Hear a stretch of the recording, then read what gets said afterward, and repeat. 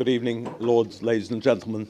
Thank you all for braving it on a cold November night, and it's a sign of the huge esteem and enthusiasm for the work of message over many decades of Don Hirsch that we're still able, as to use the phrase of John F. Kennedy, a new generation, torch passing on, interested in his ideas, what he's got to say. He was here last 4 years ago. He's going to talk tonight, as you know, about forging a common language community in education. He's going to answer questions afterwards. We're going to hopefully have the schools minister, Nick Gibb, back here after the divisions in the Commons to deliver the vote of thanks to him. I thank you all for coming. He's going to participate in a lengthy discussion. I'd only like at the outset to thank the sponsors of tonight, AQA and Professor Salt, for sponsoring this event. It's a sign, again, from the whole education community of the importance which they attach to Professor Hirsch's work, and we hope that we'll certainly have him back again longer than 4 years, which is the gap between his last visit here. So, Don, thank you for coming again. Look forward to hearing what you have to say. Thank you, Dean.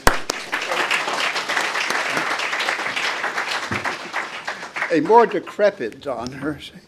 So, thank you very much, Dean. It's marvelous to be back and to feel appreciated. And this is a high point. It's an accidental talk here.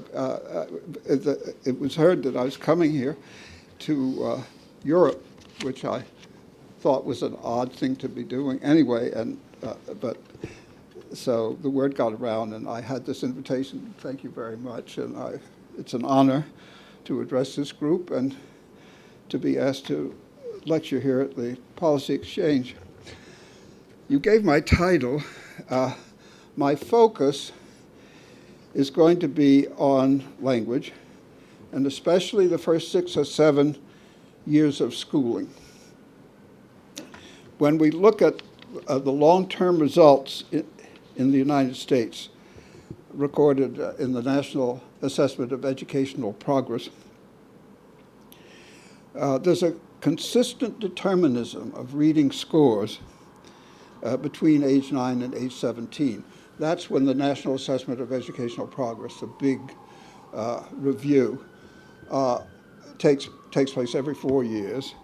And it does it at age 9, at age 13, age 17.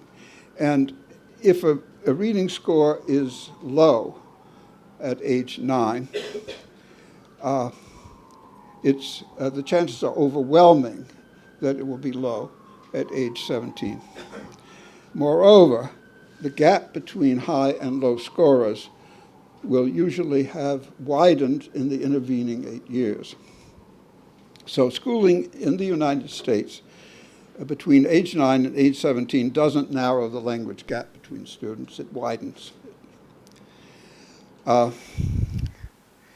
Yet within grades K6, before age 9, when children follow a shared curriculum that's well planned, we now know with confidence that all children reach higher reading scores, and that the gap between high and low language scores is greatly narrowed under those conditions. And gap narrowing becomes ever less probable with each passing year. The early grades are critical. And they offer immense opportunities for improving the well-being of a nation.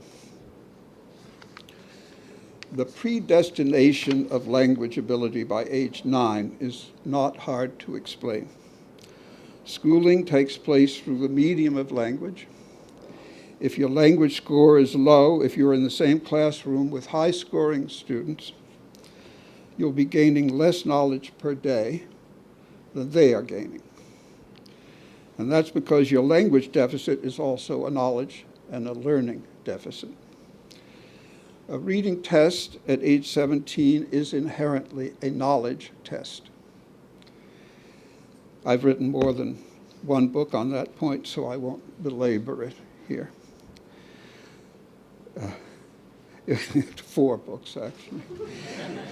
If in a child's school career from grades K to 12, She's learning less per day than her highly verbal peers.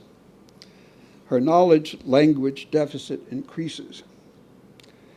And that pattern continues, and by the end of high school, the gap is almost never overcome.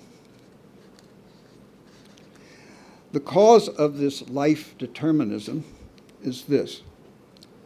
The basis for knowledge gain is language comprehension.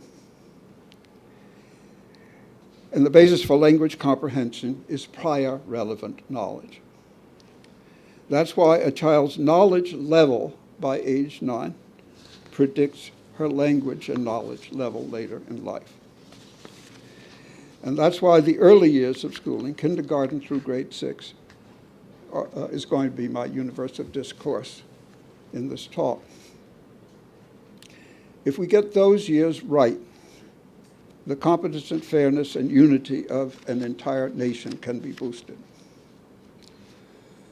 So I should reveal from the start where I stand in the current educational debates about grades K through 6. Debates that are inducing emotion in both of our nations, especially about the idea of a common curriculum versus an individualized curriculum. A lot of evidence over the past 2 decades, including the PISA scores that rank the, you probably know about them, anybody in this room, the PISA scores that rank 15-year-olds of some 80 nations, plus new scientific studies, now show clearly the superior effectiveness of the common curriculum idea.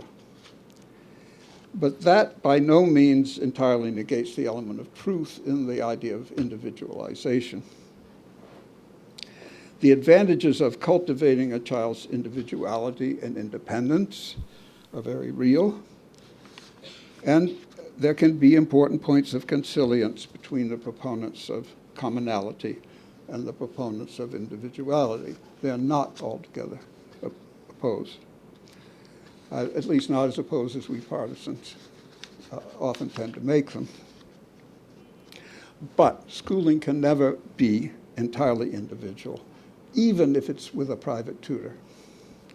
That's because schooling takes place within a society, and Aristotle was right that humans are from the start socio-political animals, and human individuality is post-socialization, individuality itself. The human infant as an individual is helpless in almost every respect. From its earliest days, it depends on caregiving and upon the learning of a language. Nature had to start us early before we could flourish on our own because our big growing brains required it after birth. So no matter our various personalities and individualities, our elemental need for communication and help fosters human socialization and language from the start. The socially enmeshed, socially constituted nature of human individuality is becoming ever more thematized in psychology. Here are some characteristic titles of recent studies. Cross-cultural differences in cognitive development, attention to relations and objects. That's 2012. Here's 2016. East-West cultural differences in context sensitivity are evident in early childhood.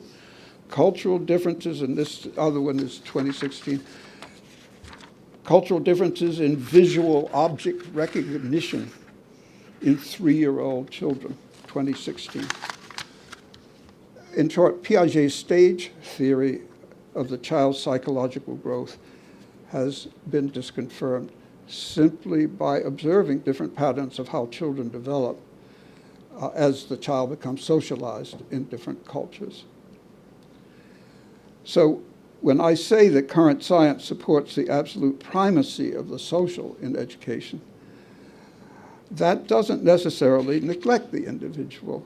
I'm not just thinking of language in the field of psycholinguistics, which is where I got my start, at least on this subject, but also there are recent advances in cognitive and developmental psychology and evolutionary biology and microbiology, all of which confirm the priority of the social in human education. That is hardly a new story. A lot of people with wisdom and common sense, certainly since Aristotle, perceived this social truth long before we learned decisively in the year 2005, and that was the year we determined that the human neocortex really is a blank slate. There's a lot of argument about that. Of course, everybody knows that we are combinations of nature and nurture. But not every part of the brain is that way. There's a report in 2005 which has this title, The Neocortical Microcircuit as a Tabula Rasa. This is a well-reviewed and well-refereed piece. It's a fascinating article to read. The neocortex is that late evolved large part of the brain that gives us language and most of what distinguishes us as human. It's also what makes the head of a human baby so big. I have an email message from the distinguished first author of that neocortex article.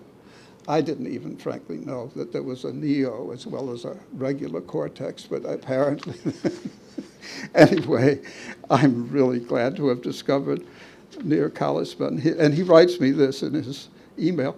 The biological circuitry in the cortex, he just simply calls it the cortex, is so flexible as to allow any form of knowledge and behavior to be taught to it, which is a disconcerting fact about us humans. Any form of knowledge and behavior. I interpret that blanket pronouncement, which is based on fantastically interesting research at the cellular level, to say that evolution has formed the human child so that it is inherently natural for some of the diverse inheritances from our evolutionary past to be guided and controlled and even thwarted by the later evolved language and knowledge parts of our brains. And those parts that produce maxims and rules, not from inborn instincts, but from the surrounding society. We've always known that humans can be perverse and unnatural. We're only just now learning that being unnatural is our great gift from nature. This new science of the neocortex doesn't challenge the child's individuality. Every child's, of course, different genetically.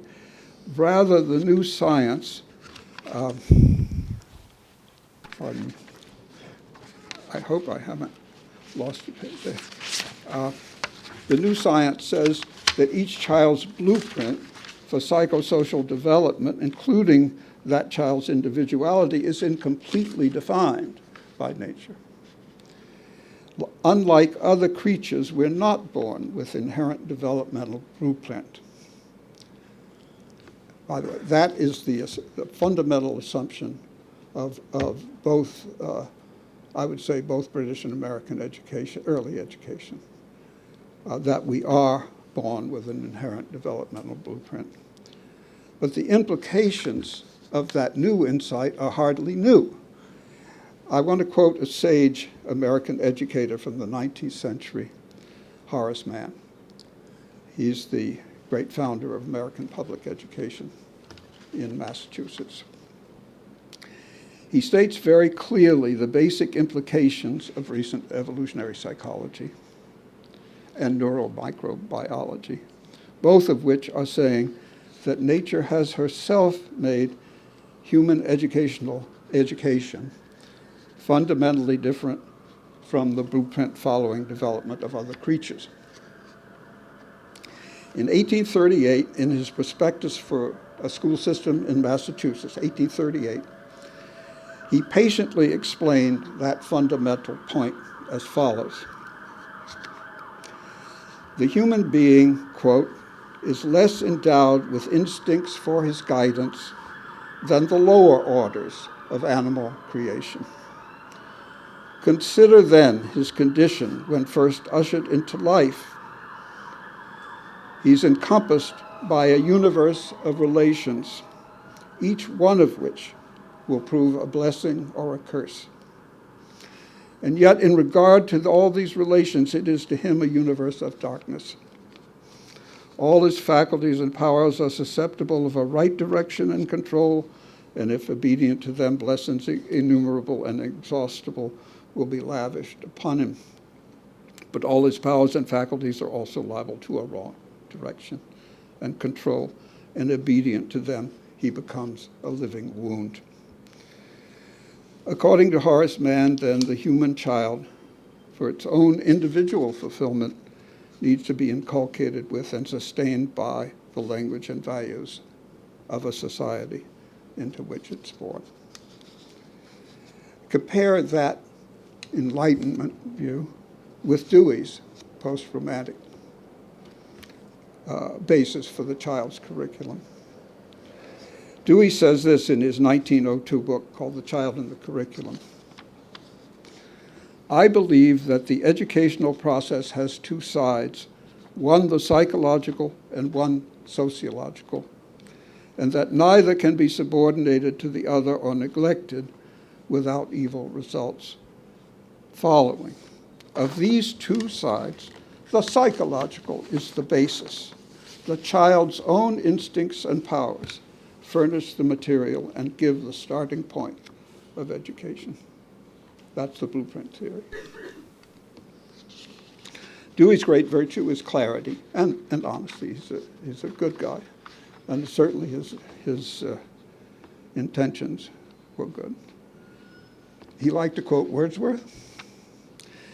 He considered Hegel his master. I'm pointing to his romantic lineage.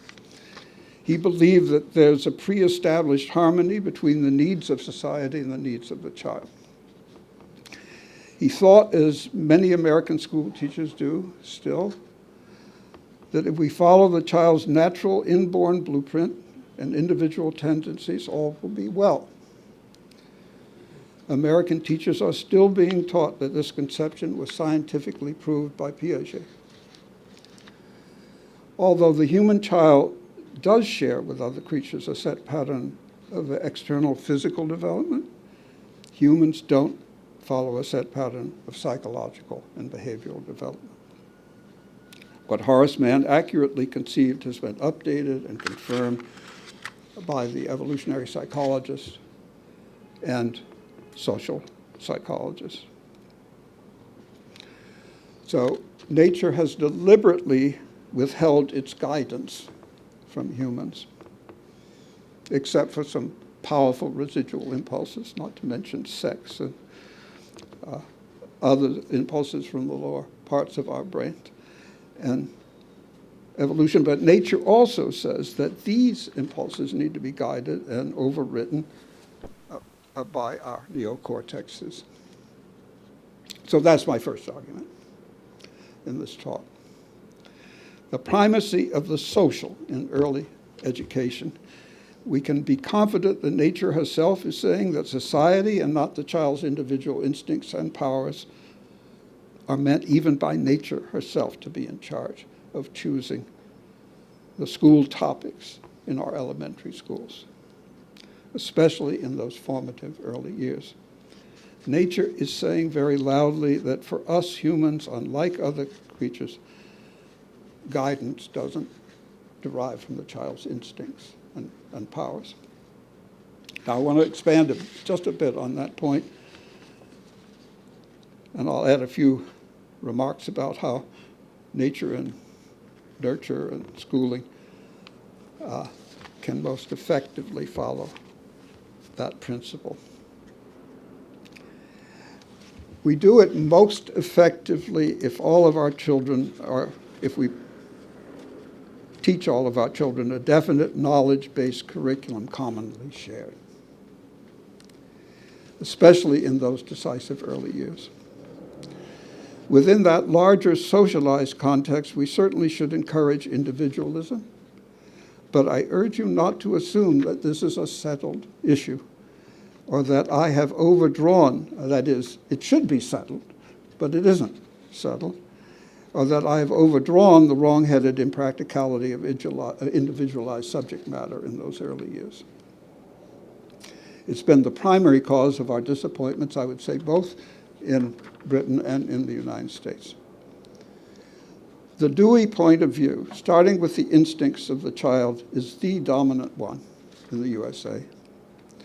If you go online at the reading program and look at the reading program being recommended at Teachers College, at Columbia, which of course is Dewey's university, you will find his idea of starting with the child's instincts and powers firmly in the saddle. Here's a brief example. The Teachers College Reading and Writing Project offers classroom libraries. It's very lucrative publishing arrangement.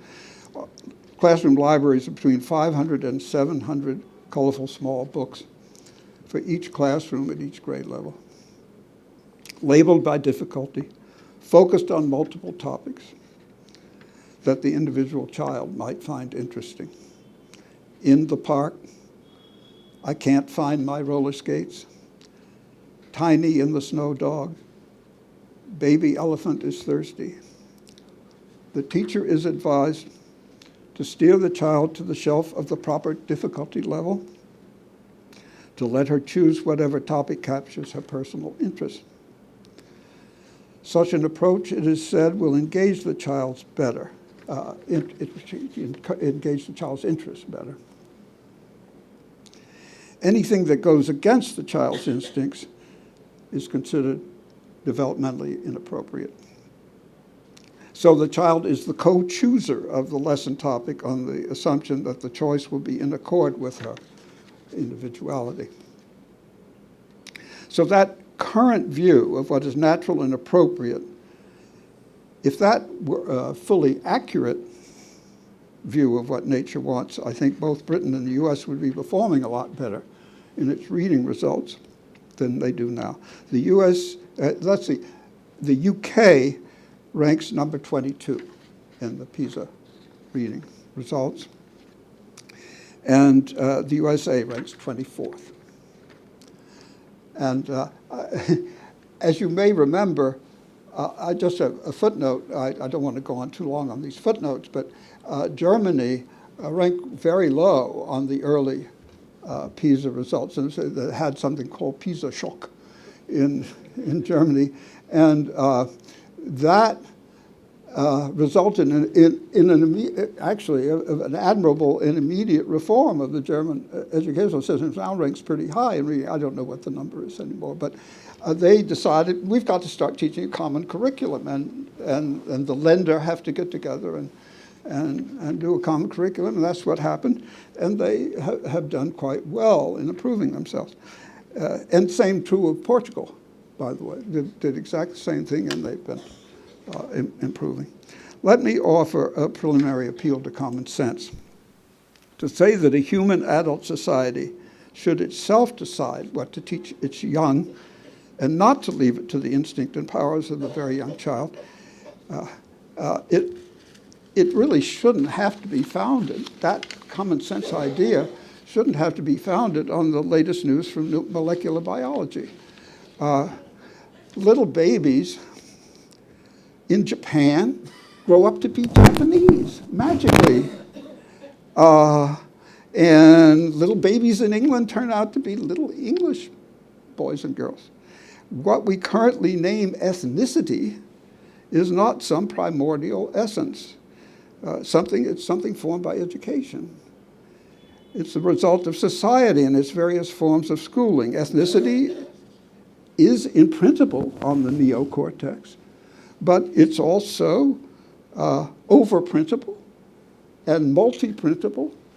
And two babies, if they are switched in birth like the ones in HMS Pinafore, will end up speaking whatever modern print language happens to be standardized at the time.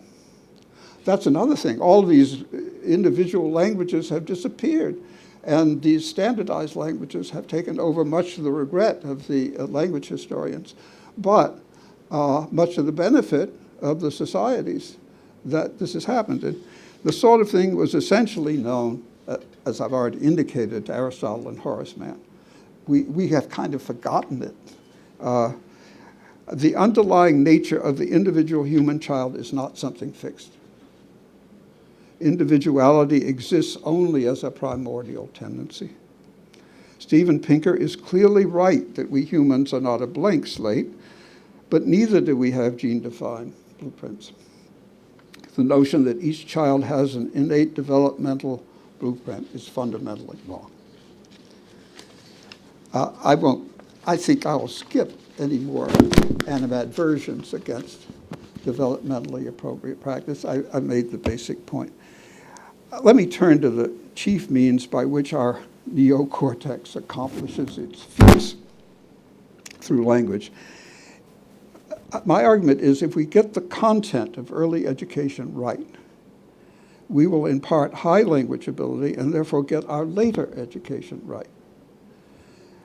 Education takes place through language, and recent scientific advances offer insights that can guide us from misleading slogans that have thwarted our progress.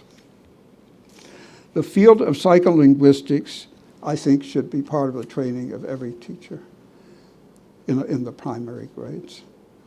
It's the field that explains the connections between language comprehension and specific knowledge, not general, but specific knowledge. That is one of the most significant findings, I would say, in cognitive psychology and everybody, that skills are domain specific, that any skill you might want to choose, tennis, golf,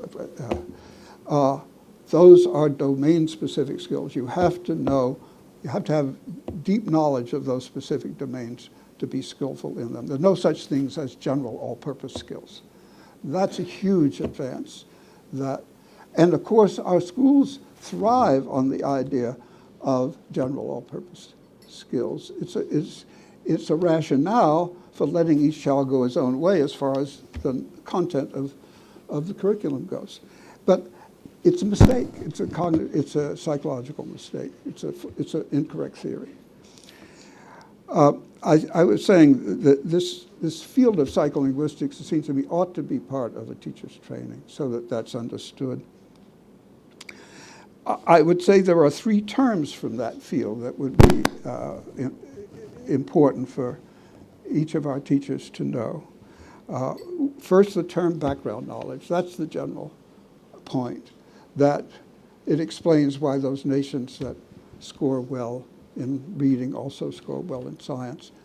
That is, the connection between a high reading score and a high level of general knowledge. The second term I think teachers should know about is the term situation model. That's a more specific concept of what it means to understand language. Situation model is the specific situation. That is, I'll get to an explanation of that in a moment. I see I actually do it in the paper. Once then the third term I think all teachers should know about is the term speech community. So I'm going to give you just one simple example. Of the way psycholinguistics highlights this domain of the unspoken and the unwritten in understanding the spoken and the written. Take the simplest nursery song, Polly Put the Kettle On. We'll all have tea. So you put that before a kid in the South Bronx. Even assuming the kid knows what a kettle is. But put the kettle on what? Okay. And then what about the social dimensions of having tea? Far more than drinking a liquid. What's needed isn't general knowledge in that situation. What's needed is specific knowledge of those words in that context, in that situation model, to quote the psycholinguist. Mary had a little lamb. Is Mary in a butcher shop, or is she out in the country? Accurate interpretation of speech means having the relevant background knowledge that comprehension requires, not just general background knowledge and not just some general skill. Finally, that third term, speech community. That's a group of speakers and listeners, readers and writers who share enough common background knowledge consistently to construct the right situation models.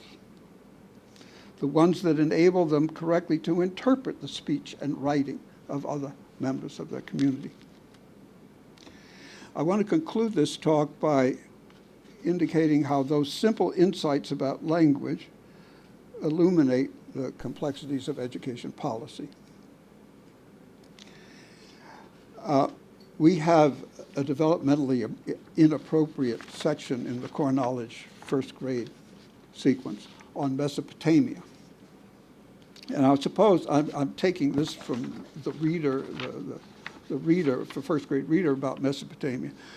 It goes like this. Almost 4,000 years ago, a father and a son were walking together on the banks of a great river, close to what was then the biggest city in the world, Babylon. The father, whose name was Warad, said to his son Idun, "See, my son, the great Euphrates River. If this river did not flow, there would be no wonderful city of Babylon, no palaces, no gardens, not even houses."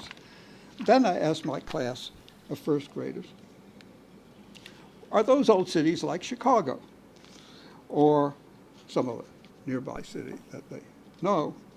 And we'd have a discussion whether they had electricity and internet and flushable toilets and so on.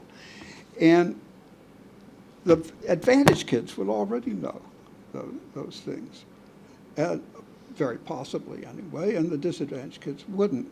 But we have this discussion, we learn about Mesopotamia, and for that particular subject anyway, the kids are developing shared background knowledge to understand the subject. And so I'd be forming that little class into a little, at least on that subject, into a little speech community. Now, first of all, I want to suggest a general premise here that the effective teaching of any subject, when I say effective, reaching all the students, has to be based on the class being formed into a speech community under that kind of definition. If you try to find an exception, I think you'll fail. One-on-one tutorials, classes for the blind, the deaf, computer tutorials, private teaching, reading. I assumed, I tried all those, it didn't work. I assumed I'd fail because psycholinguistics establishes that language doesn't fully speak its own meaning. That was point number one that I'd already made. So there aren't any real exceptions to that generalization, that if you can't have a fair class from which kids are learning plausibly, effectively for the whole class that there's learning going on, unless you have created a speech community out of that classroom. It begins to exist when all the members share enough unspoken background knowledge to enable successful communication to occur. To be successful, then, a classroom has to found progressively knowledgeable speech communities that effectively exploit explicit and implicit meanings of words. Then, secondly, it's pretty obvious you can't accomplish that unless you have a carefully planned out sequence of topics. So if you're going to reach all students, you need to base your curriculum on just such a planned out cumulative sequence. Shared relevant knowledge, then, is the key. Shared relevant knowledge is the key to effective classroom education.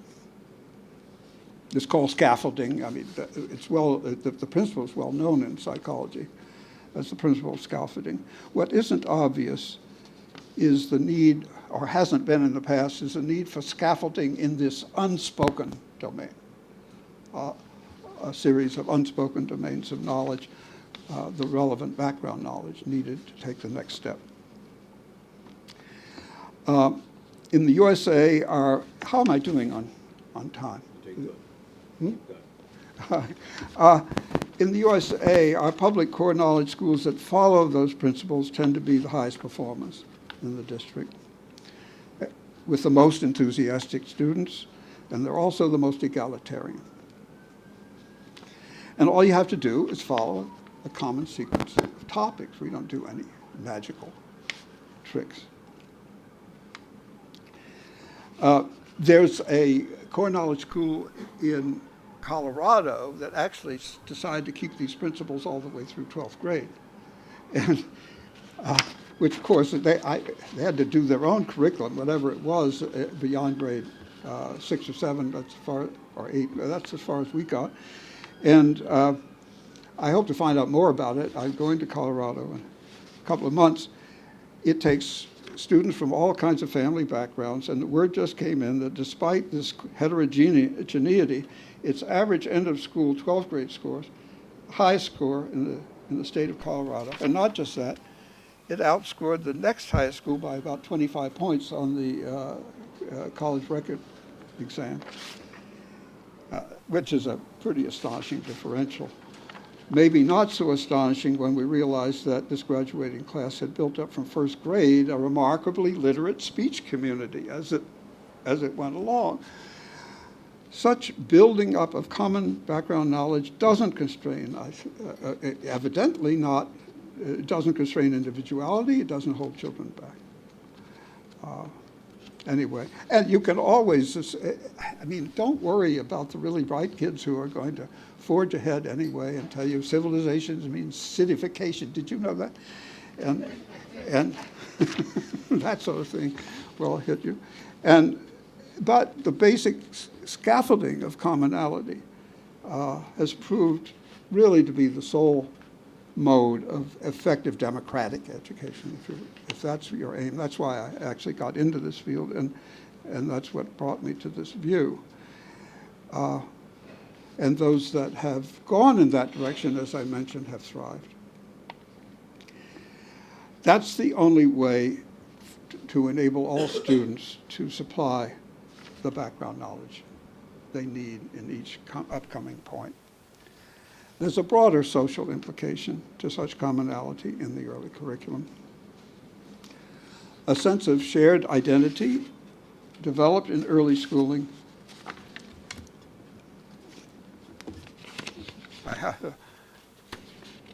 You have a page turner. Is the best way for a liberal democracy to achieve that degree of social and linguistic cohesion that creates a sense of belonging, that brings a nation together. The USA is currently experiencing a crisis of unity. Our political scene is polarized. There's a really significant social and political implication in commonality of knowledge. I don't want to end, though, I'm going to end soon, on the depressing note of American politics. This is a very happy occasion for me. I'm very grateful to be invited here. I want to end by noting the positive side of this idea. The kids who are in this kind of school love the school. They feel a sense of their own power. They are learning. They're part of a well-formed speech community. Here, I want to read, this is a report from an elementary school in Riverside, California, that I recently got. It's located, and this, by the way, is not my report or even the teacher's report. This is an outside evaluator who came in to describe the school. It goes like this. Located in a downtown working class neighborhood, 78% of Bryant's students live in poverty. Largely Latino, some 27% are English learners. And from observation, 100% are engaged, joyful learners. A tour through Bryant's classrooms is a celebration of knowledge, from the terracotta warriors on the shelves to the maps of the world, stories about ocean zones and African mass. These students and staff are proud of what they do and learn every day and choose to show it. I was able to gain knowledge just by looking around the room.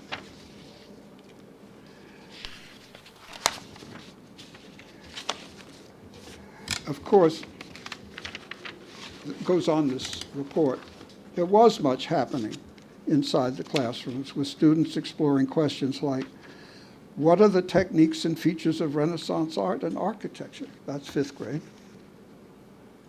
Why were waterways important in the War of 1812? 2nd grade.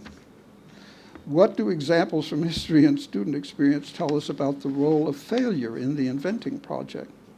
4th grade. Why was farming important to the ancient Mayan civilization? 1st grade. And so on. This is all her report. The virtue of a structured sequential curriculum that was well known to and followed by the teaching staff was evident throughout our visit in statements like, remember last year in the Middle Ages, the art was all dark and serious, comparing it to Renaissance art, which displayed grace and elegance. Or you'll be learning more about the Great Lakes, and so on. So this is really the end of this talk now. It's an anecdote from the principal of that school, Larry Nelson. She actually sent me a dozen anecdotes, but this is the one I'd asked for when I'd heard it. It encapsulated what the feeling of that school is. Quote, this is a quote from the principal. One morning, I was on the playground before school supervising the students' play. Mikaela, a 2nd grade student, came running up to me shouting, I'm so excited for today. I asked, why is that? I expected her to say that it was her birthday or some other special event, but she explained, because today we are going to learn about the War of 1812. I said, gee, I wonder what that's about. I don't know, she said, but today I'm going to find out. That's it. Thank you. I can stand and take questions. So thank you. So now I'm inviting comments and questions. Who wants to ask the first question? Lady, name and organisation, please. Yeah, I'm Natalie Pereira, the Executive Director of the Education Policy Institute. I'm really interested in what you were saying about early years development and the importance of it. In your book, you talk about the importance of a common core of knowledge in both the early years and in elementary school in order to avoid fade out, which resonates with the evidence we have here too. I was interested in your views on two things. Firstly, what the implications are for the qualifications and the calibre of the early years workforce and staff. And secondly, what the implications are of that on access to early years provision for the most disadvantaged children in the early years. Well, I think a lot of our workforce, to call them that, are ill-served, haven't been well trained or well educated. But I would not say that that should be necessarily a prior demand, because for most of our teachers in these core knowledge schools, the first year is very hard. And as a matter of fact, I heard a lot of this from the very first school that ever did core knowledge back in the 80s. And that was that it was tough because they had to learn so much themselves. But you do. I mean, if you're a conscientious teacher, you're going to learn more than your kids before the next lesson is up, and I can tell you, if you're a college professor, the same thing is often true. And so I don't think we ought to be too hung up on inexperience or even poor education if the will is there to be a learner and to make yourself competent for the lesson at hand. Because if you have a cumulative career, you can be prepared for that lesson. You can make yourself, you can stay up a little later and be prepared for that lesson, and maybe even sometimes admit you don't know something when you get a difficult question. And the next year you're going to be a much more expert at it because there is a set curriculum that you've mastered. So, and if you have, God forbid, a national curriculum, then, I say God forbid ironically because it's obviously what's needed, then, I see it's logically what's needed, then you're training your workforce on the job, and it's working, before the job if you have a curriculum. But how can you expect a teacher to be prepared to teach an unnamed curriculum? An indefinite one. If you have a definite one, training is on the job both and before the job is a lot better and a lot more effective. Someone in the middle there. Yep, lady there. Name and organisation. Joanna Williams, Policy Exchange. I find, thank you for your talk, and I found your comments on the commonality of knowledge really inspiring. And I fundamentally agree with you that schooling assumes a social in common, but it seems to me that one really big threat to that idea nowadays is not so much psychological views of child development, but more a political problematizing of any attempt to define what it is that we have in common.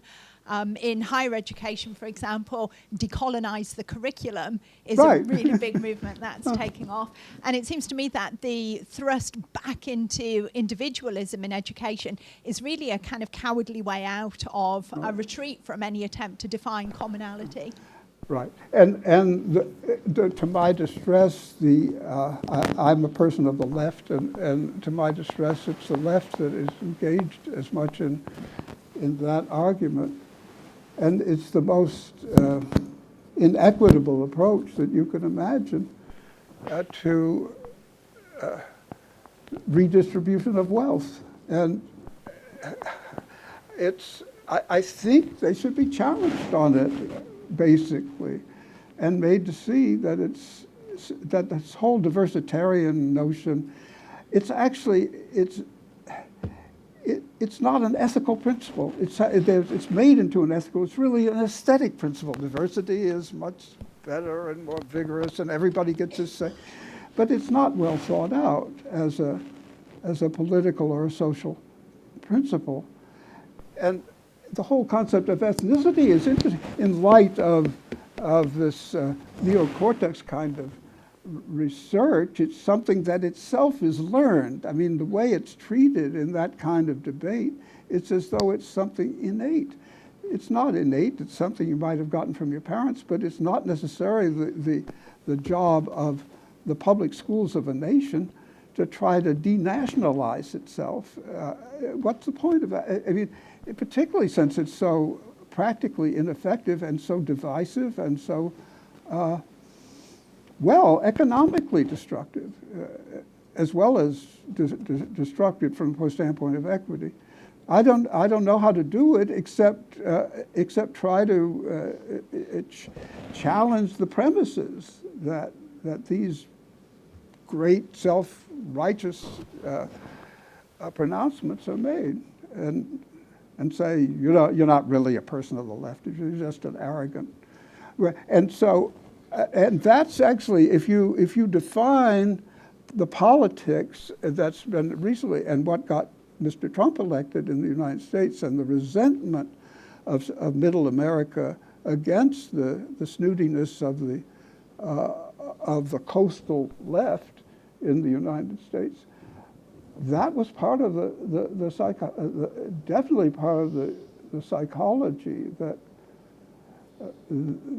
changed the political scene in the country. So, and well justified in the resentment sometimes. So it was John Judas defined it well as being the someplace people versus the anywhere people, and the sort of cosmopolitan approach to education and everything else. And by the way, there was a wonderful remark by, I don't know if any of you know, I wish I knew Craig Calhoun. He was head of some institute here in London for a while, and he's a distinguished sociologist. And he said all these cosmopolites are really themselves members, how did he put it?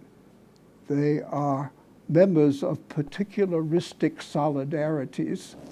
So they themselves belong to sociological and linguistic clubs, and they just don't want other people to belong to them.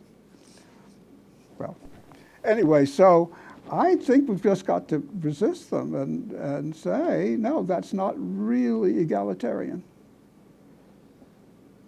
Other questions? In the middle, somebody in the centre aisle. Name and organisation, please. Catherine Birbal Singh. I'm the headmistress principal of a secondary school in Wembley Park called Michaela. And I'm wondering what you think, given the success of core knowledge, why do you think not more American schools, there should be loads of American schools that would have taken on core knowledge. Why do you think they haven't done so? That was and I asked myself for a long time, and I thought, well, there's 750 of them. And now I discover that this is wrong. There's news on that front, rather interesting. It just takes a long time, is my basic answer to you, is that because now it turns out there are 2,000 core knowledge schools, and because of the language arts program, there are now at least 4,000 partial core knowledge schools, which is not totally trivial. I mean, it's a mere small percentage in the USA, but still it's progress and it's happening.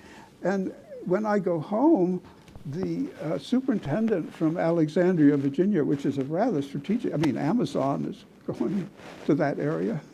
It's a very strategic place near DC.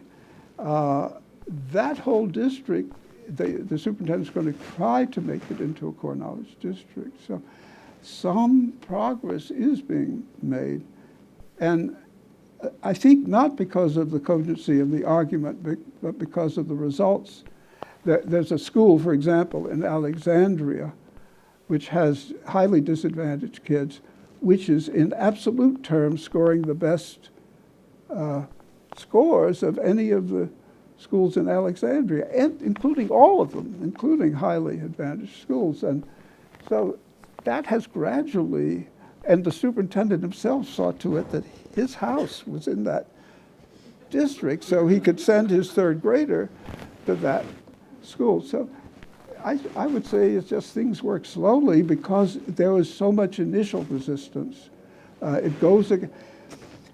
The thing that I keep in my head is Max Planck's point about when he was trying to get quantum physics accepted and couldn't do it, was that he said, professors never change their minds. You have to just wait for the next generation. And education professors in particular seem not to change their minds. Gentleman there, name and organisation.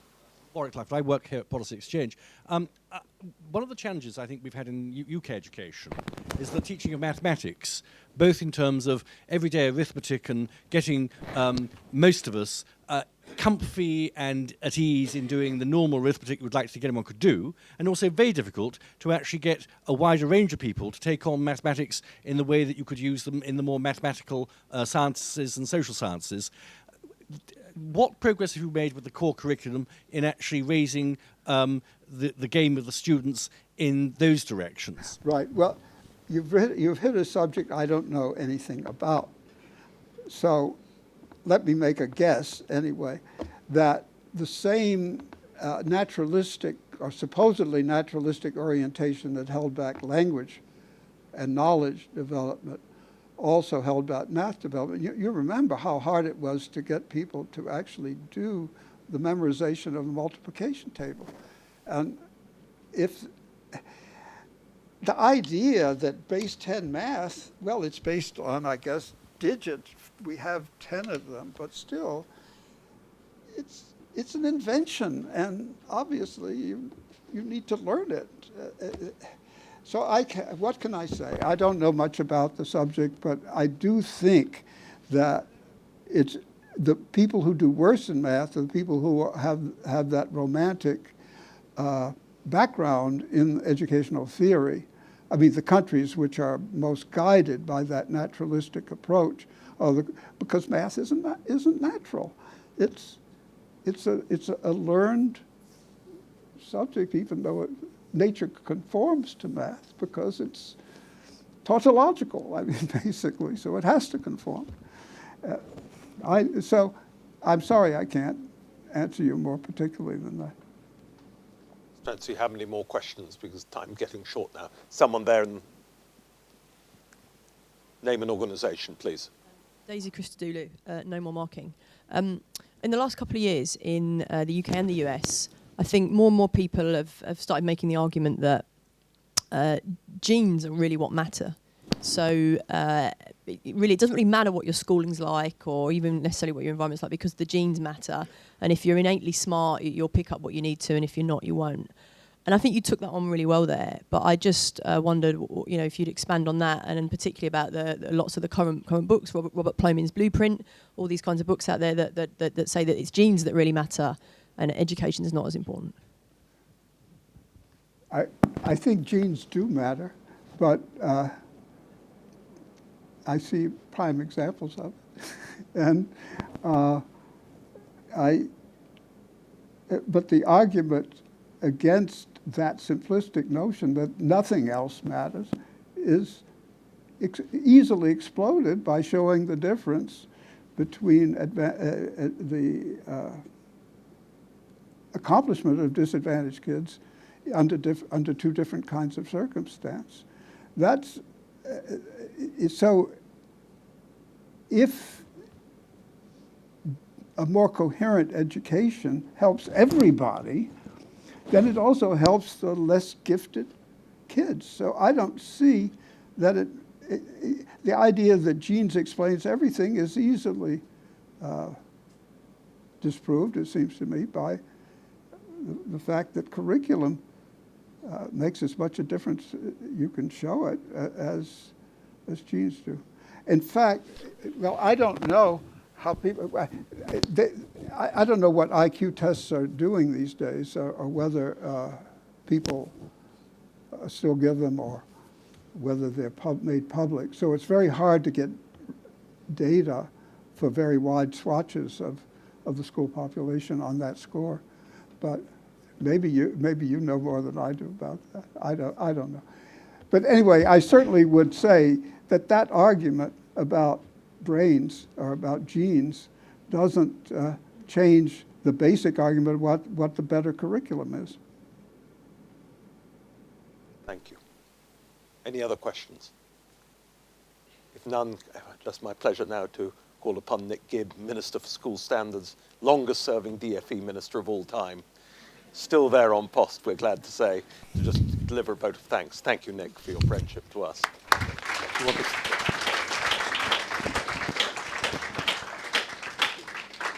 Thank you very much, Dean. I just think they've forgotten that I'm there at the department. Can I just say how pleasurable it is to be here amongst this shared speech community that we are in today, and what a pleasure it is to meet you again, Professor Hirsch.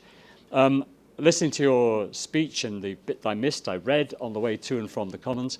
I now think of Mary Had a Little Lamb in a different way. It's no longer the bucolic scene. It's of Mary in a restaurant tucking into a little lamb. But it is a pleasure to be here at Policy Exchange. Over the past 16 years, Policy Exchange has been a leading voice in the public conversation about education, from designing much of the policy architecture for the expansion of school autonomy, the Academies and Free Schools programme, to articulating how to deliver on the promise of a national curriculum. It's difficult to think of anyone who has had a greater effect than policy exchange on our education system, other than Professor E.D. Hirsch, which is why it's such a pleasure to welcome you back to policy exchange. No writer has had a more profound effect on my understanding of education than E.D. Hirsch. For the years before 2010, those years in opposition, I visited scores and hundreds of schools around the country, and I could see that all was not as it should be. And I think we understood that progressive education was somehow responsible for what was going wrong. Look and say in the teaching of reading, mixed ability teaching. There was something other things going on, but we couldn't quite work out why. And I look around the schools I went to, and one example really stayed with me. And I vividly recall meeting a 9-year-old girl in a school who was unable to read. And this girl had never been taught to decode. Instead, she'd been given books accompanied by descriptive pictures. And rather than using her knowledge of the phonetic code, she was encouraged to guess words using pictures and the context of the story. And the tragedy was that at the age of 9, she simply could not read, a situation that should not and need not have been allowed to happen. But alas, at that time, she wasn't unique. So since taking office, the government has had a relentless focus on ensuring that pupils are taught to read using evidence-based systematic phonics. And when the phonics screening check was introduced in 2012, just 58% of 6-year-olds were on track to become fluent readers. And in 2018, that figure was 82%. And this means that there are now an additional 163,000 more 6-year-olds on track to become fluent readers than in 2012. And the International Pearls Test study showed a statistically significant rise in reading performance amongst 9 to 10-year-olds in 2016. We've gone from joint 10th in the world in that survey to joint 8th. And you said in your lecture, the basis of knowledge gain is language comprehension, and the basis for language comprehension is prior relevant knowledge. Absolutely key to everything we've been doing in education reform since 2010. But before reading E.D. Hirsch, I felt that I was unable to pinpoint and articulate why pupils were not thriving in schools. What I saw around the country that I knew was going wrong, we weren't able to articulate it. There was no question that in those schools, teachers were earnestly supporting their pupils. Busy classes, awash with cooperative learning, and whole languages approaches seemed to the uninitiated to be evidence that some children just couldn't be taught to read, despite the tireless efforts of their teachers. But industriousness masked the ineffective practices that dominated education, perpetuated by many teacher training institutions and providers of professional development. And when I first read E.D. Hirsch's The Schools We Need, on recommendation from my husband, Michael, sitting at the back, and it's our 3rd wedding anniversary today, and what a better way to spend what a better way to spend our wedding anniversary than to attend a lecture by E.D. Hirsch. But I was confronted with an incisive deconstruction of the ineffective practices that I had observed. Perhaps more importantly, I finally had an insight into the linguistic devices used to promulgate ideologically motivated and ineffective teaching practices. How could anyone reasonably object to the promotion of learning to learn over learning mere facts? Why drill and kill when facts are inferior to understanding?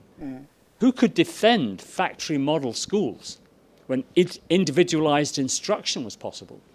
It became apparent that this language was at the core of what was going wrong. And as E.D. Hirsch wrote in 1996 in that book, The Schools We Need, within the educational community, there is currently no thinkable alternative. Part of essential American education doctrine has consisted of the disparagement of so-called traditional education. The long dominance of anti-traditional rhetoric in our teacher training institutions has ensured that competing non-progressive principles are not readily available within their walls. No professor at an American education school is going to advocate pro-rote learning, pro-fact, or pro-verbal pedagogy, since there is only one true belief, expressed in one constantly repeated catechism. To question progressive doctrine would be to put in doubt the identity of the education profession itself. Its foundational premise is that progressive principles are right, and being right, they cannot possibly be the cause of educational ineffectiveness. Absolutely well described, but so often they are precisely the cause. Emotionally charged language often provides a powerful rhetorical nudge away from what evidence says works best. For example, we know from the works of the likes of Dan Willingham and Paul Kirshner that facts are not inferior to understanding, but a crucial prerequisite to pupils being able to think critically about important ideas. Except for some extreme fringes, the debates in education centre on means rather than ends. The question isn't whether we need to equip the next generation to think critically to solve the great problems of the future. The question is not whether we want all children to be confident and fluent readers. Instead, the question is how best to achieve these shared ends. And too often, disparaging language unduly influences debates that should centre on where there is strong evidence. And this was certainly the case with phonics, although the tide has turned decisively in the direction of evidence-based synthetic phonics. And slowly but surely, thanks in large part to the work of E.D. Hirsch, the tide is turning in favour of knowledge-based curricula all around the world. In amongst the mantra about the fourth industrial revolution and 21st century skills, the argument in favour of coherent, well-sequenced curricula that provide all children with the powerful knowledge they need is taking hold. We now know that by teaching mere facts, or what the rest of us like to call knowledge, in a carefully and coherently sequenced curriculum, with ample opportunities for pupils to retrieve and practice applying their knowledge, children are being given an invitation into the great conversations of mankind. Over 30 years on from the publication of Cultural Literacy, the movement to ensure that all children, whatever their background, are given the powerful knowledge they need continues to grow. Orthodoxies that were previously inoculated from challenge by clever rhetoric and are being exposed by the explosion of robust evidence from randomized controlled trials and the examples set by counter-revolutionary teachers and schools, some of whom are in this room today. And because of the transformational effect that E.D. Hirsch has had on the great debates in education and the unquantifiable benefits this has bestowed on countless pupils all around the world, and in this country in particular, it is a pleasure and an honour to have heard Professor Hirsch speak with such eloquence and wisdom again this evening. And on behalf of us all, I thank him this evening. But on behalf of the millions of pupils he has and will help to acquire an education, we are all deeply grateful. Thank you very much. Thank you so much.